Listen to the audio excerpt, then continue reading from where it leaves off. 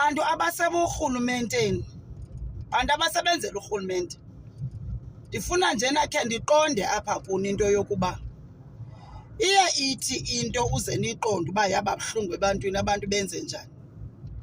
Kuye kuthi xa into iyintlungu emntwini niyi-understande hlobo olunjani, ngoba nina niyakwazi uthi xa umntu enengxaki makaze ngaphambili azokhalasa, ize kuthi ke ngoku abahlali xa bethathe i-action ngoba nina ningakwazi uzilandelela kakuhle into zabantu, iphinde nalapho nibaxele nge-constitution.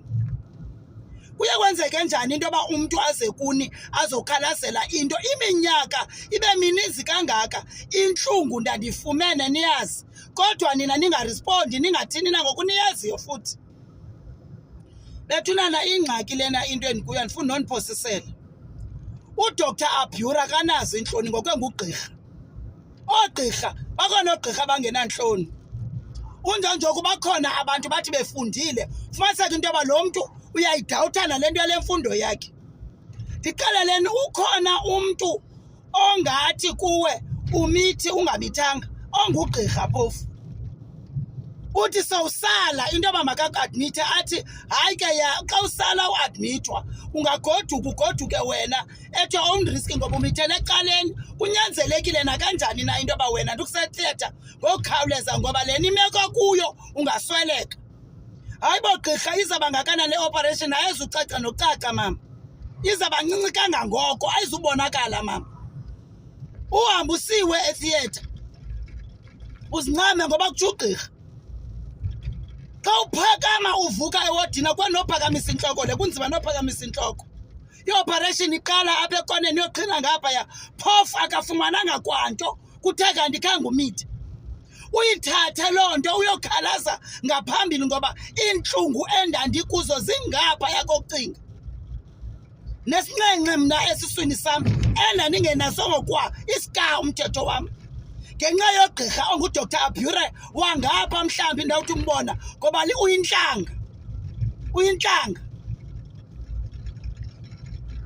Ndinesinqenqe mna esiqala kwesiqala sizotsho ngaphaya esasindenza kube nzima kofaka kwayicephe emlonyeni ngenxa yentlungu. Ndayisithatha esi sikhalazo ndasisa phambili ebantwini abaphangelela urhulumente. Basazi bathi hayi siphezu kwaso mama, yiminyaka ngoku more than 20 ndiqala umntu bethunana okufutshane neofisi kaminister ancede andidibanise nominister, ngoba okokuqala abagqirha baqashwa ngabo, baqashwa phaya ngabo bebabonile into yoba bayakhwalifayo bangoogqirha. Ndiyanicela bethunana, umntu onako ukundidibanisa nominister at this time ndiyamcela, because umama uNondlazi wasemthatha nonentsika notata uNtlube le case ikubo ayikahambeli indawo kunangoku. Ngoku akonfirmayo into yoba utata uNtlube hayi mama siphezu kwayo. Ndiyakwazi mama kangoba amaphepha akho namakhadi wakho ayephethe sithi kunanamhlanje abakabuyeli nampendulo. Akabuyi into etshoyo esibhedlele, akabuyi kwanto itshoyo esibhedlele. Ndiyanicela bethunana, umntu oyaziyo into yoba ndingenza njani uze ndidibane nominister, Minister of Health, ndicela andidibanise naye ngoba alukho uncedo kumthetho General Hospital. Balekani kwesa sibhedlele ngoba nangoku laa gqirha kuthiwa nguDr Abura usaqhubekeka uxhala abanye abantu njengoba wayendiqhele kabuhlungu kanjanam, uyaqhubekeka usaqhala abanye abantu. Usuka kula mazwe ungugqirha apha amhlosho wayeze ezoxhala abantu. Ndiba uyayibona le video ayazi uba intliziyo yam isamjongile, andikaxoli kunangoku into ebuhlungu engaka awandenza yona, ngoba noba wayecingela yayingangeke ibe nkulu kangaka ye-operation ocingela, and wayengenocingela engekho sure ngoba wayetheka umusho. Lona ke bethunana ngo-part 2 wale nto endibalisayo yalo gqirha. Ndicela ke ze nini-understand apha ku-part 2 ngoba u-part 2 kuvele kudlale yonke laa nto yayisenzeka ngelelanga ebomini bam apha ku-part 2. Isadlala nangoku, ngoku iye ineminyaka more than 20, kodwa laa nto yelalanga isadlala kunanamhlanje ebomini bam, andifuni nondiphosela. futhi iyawudlala ndide ndihambe ndiyongena engcwabeni lam because ndinombuzo woba inoba intlungu ezingaka endadlula ngazo kuloo nyaka zazenziwa ntoni na. Zininzi iintlungu ekudala zindehlele emhlabeni, zininzi, but ziyi-2 iintlungu endizimenshinayo ebomini bam qho xa ndibuzwa ngabantu endikwaziyo ke ngoku ukuba ibe zizinto endingasoze ndizilibale ebomini bam. Zimbini, ndizawubalisa enye ke kwezi zimbini, lena yale operation endayenziwa nguDr Abhura. Mna ke ndikhule ndingumntu owayezithanda gqitha, owayewuthanda umzimba wakhe kakhulu. Ndikhule isport ndisithanda umthetho wam. Ndikhulele emakhaya, ndikhule ndiyintombi eyahamba ngenyawo, namantombi akuqala ihlamba ngamanzi abandayo, ngoba ndakhulela ezilalini. Mna ndikhule ndandikuthanda kakhulu ukubaleka,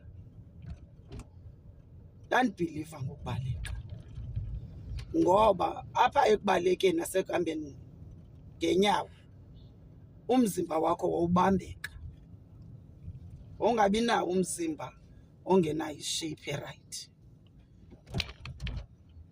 Kwaye kwathi nje nawo nangenye imini kwavele kwathi gqi ipheyinanyana eyayincinci kakhulu eyayilapha emazantsi kwesisu. Hayi, imbangi uba ndithi yayingekho strongo, yayipheyini nje eyayikhona eyayilapha emazantsi kwesisu, kodwa ingeyonto endandiqonda into yoba hayi ngeke ndingabhubha yiyo. Qha laa nto yozuthi xa usele into eyipilisi entlungu iphinde ibe khona ipheyini uqomba ayisuka, akho nithi yoba mandiyigcine ke lena intlungu, ngoba loku noko akho ndawo endiya kuyo, mandihambe njena ndivele ndibheke esibhedlele. Ndingayazi into yoba ndizisa engxakini ngobheka esibhedlele ekuthiwa yiMthatha General Hospital, ngoku xa ibizwa iMandela Hospital.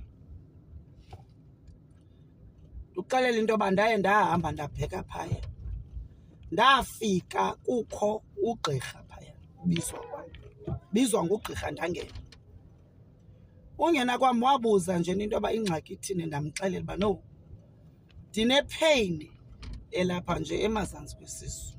Bendike ndayisela into ebuphana kodwa ayikhange ibe buthotha le pheyini, kodwa iyavakala, isavakala nje. So ndaqoma hayi makhe ndizojonga ndizitshekishe. Hayi, andifuni noxoka, waye wandenza wandlalisa ebhedini ugqirha wabantu. Wathi undilalisa kwakhe ebhedini ugqirha wathi wathatha imichamo yam wayihambisa ugqirha, wathi ndicela ulinde. Ndalinda bethunana, ndahlala ndalinda. Ndiqomba hayi ke ngoku nje mandilindile mhlawumbi noba ikhona nje ipilisanyana ezaphinda ndinikezwe nenzazisebenzisa ke noko ingaphinde imane ibuye. Hayi, yowandibiza ugqirha ngena ngaphakathi, ndangena. Wathi hayi, mna into endiyibonayo nendiyivayo apha kuwe umithi, qha nje ngoba umithi nje umithele ecaleni. Yingozi enkulu ke leyo ukuba ngaba ungumntu umithele ecaleni, ayikho ingozi eyodlula leyo. Yho, ndenqumama ndaqonda uba hayi bo, noko bekhe ndenaye nje umntana. Theba ke ngoku kule game khange kubekho neempawu nee-signs zoba ndizive ke noko uba ndikhulela. Phinde ndazikorekisha kwam uba hayi mhlawumbi, hayi makhe ndiyeke mhlawumbi khange zibekho. Hayi bo, gqirha, hayi uqinisekile? Hayi, akuthe ndingayiqondi nje le nto ngoba akhange ndibe nazo neempawu. Wathi mama, ndingugqirha, ndithi kuwe ukhulelwe and umithele ecaleni, and leyo into uphakathi kokufa nokuphila. Yho, kuba ndiza kwenza njani ke ngoku ugqirha xa kunjalo? Ndiza kwenza njani ke ngoku xa kulolo hlobo? Wathi hayi, kaloku inye indlela mama, kuba mna mandikuthathe ndikuse etheatre uyokwenziwa ioperation. andifuni noxoka bethunana. Ndothuka ndathi operation ndiqomba thixo wam isisu sam i-operation. Wathi ewe i-operation. Ndathi hayi ngeka ndiyiqonde le nto uyithethayo. Wathi hayi uphakathi kokufa nophila. Ibifanele uba ngoku njengangoku ndiyakulungisa ndikusetheatre. Ndathi khandiphe nje ithuba ndibaleke ndikhawuleze khe ndiye efemelini yam ndiyoyixelela into enjengale. Wathi uze ungasoli mna ke ungandisoli uba ngaba khe kwehla into kuwe uthi khange ndikuxelela into yoba funeka uadmithiwe uzokwenza i-operation. Ndikuxelela into yokuba mna ndathi hayi gqirha ndizawukhawuleza ngoba yonke into khange ndiyicingele ngohlobo othetha ngalo. Ndabe nyhani khange ndiyicingele tu. Ndakhawuleza ndafika ndabaxela nje ndabathi qwaqaqwaqa ndathi bethunana kuthiwa ndijongene nokufa nokuphila ngugqirha mandenziwe i-operation and andiyazi noba nale operation izawuthini into yayo. Kodwa ugqirha undithembisile wathi hayi izabancinci kangangoko ngoba bendive njeni iphenenyana ibilapha emazantsi kwesisu. Ndikuxelela mna bathi khawuleza ngoba ngugqirha lowa. Kaloku umntu xa ngugqirha awungekho ukwazi umphikisa because ugqirha akho nto angayaziyo ungakabhubheli apha. Ndaqomba yeyi banyanisile mandikhawuleze ndikhwele ndiphindele kugqirha. Ndaphindela kugqirha. Ndathi ukuphindeleni kwam kugqirha wathi ugqirha mandikhawuleze ndilungise into ezangoku ezamanisi. Ndanxityisa into zakhona ndathathwa ndafakwa estretching ndalalisa estretching ndaqhutywa. Ndikuxelela into yokuba mna kwalapha endleleni njengoba ndihamba ndiqhutywa ngala manesi ndiyawaxelela amanesi uba oyini sisi ndiyanicenga sisize nibe khona. Zange ubomi bama naso nesinjani isikhayi emzimbeni wam zange ndaba nayo kwa into ekuthiwa i-operation. Zeni ndincede sesiniqiniseke into yoba le operation njengoba etshilo lo gqirha izabancinci kangangoko. Mandikhawulezise benana ndinibalisele. Ndathathwa ndangeniswa etheatre. Ungeniswa kwam etheatre lonziwa ke i-operation wathathwa ke ngoku umntu ondim wasiwa phi ewodini. Ndathi xa ndisithi ndisewodini ndizama uvula amehlo ndiva aba bantu bathethayo phezu kwam. Uthi omnye owu yini nalo sisi ebengayifuni noyifuna ke le nto le operation. Ndikuxelela into yoba ndaye ndavula nje amehlo ndathi oyini sisi uthini nasisi uthi kwenzeka ntoni nasisi. Ndaphakamisa isandla ndazobamba apha esiswini sam ndabamba thini ndaye sihambela isandla sam xa ndisothi ngamaqoqo odwa ukuzojikela ngapha kwesisu. Akho nenye into efunyanweyo. Isisu singamaqoqo ngoba kaloku le operation yayiqhinwe ithwe ngqi ngesinkara. Ndangakwazi nokhohlela ndingakwazi nothini uphathe umlomo umhlophe usithi we nguDr Abura osebenza eMthatha General Hospital oyintlanga. Endingathi xa ndimbiza ke likwerekwere yintlanga. Ndikuxelela into yokuba mna ndaye ndathi emveni kwangoko isacinga ndinjalo ndicimele. Kwafika amanesi kusasa athi sisi usengqengqe ngomqolo yima ngeenyawo. Sisi andikwazi kwa ukuthini yima ngeenyawo awunolala sisi wenziwe i-operation enkulu engaka. Yima ngeenyawo ndithi i-operation ekwangazange kwafumaneka nayo nenye into. Ndahamba ndayofaka i-complaint enantsikeni kwa-Department of Health. Bethunana ndinixelela into yoba soze ndiyilibale kunanamhlanje kuba ndingakazange ndava mpendulo kuna-today. Andikwazi ukwanda nale nto iyayitatsha intliziyo yam. Andikwazi ukwanda nale nto iyayitatsha intliziyo yam. Hello Mzansi, welcome to Mgosi waseMzansi. Nangimake u-expose isibhedlela salapha eMthatha Regional Hospital ngokuthi isibhedlela lesihayirisha bodokotela bema-phone khonga baku-diagnose ngetinto letibhedzako bakumosha bakwenta ama-operations lapedzako. uyasi-expose nje ukuthi lesiya sibhedlela akusisibhedlela lesi-right.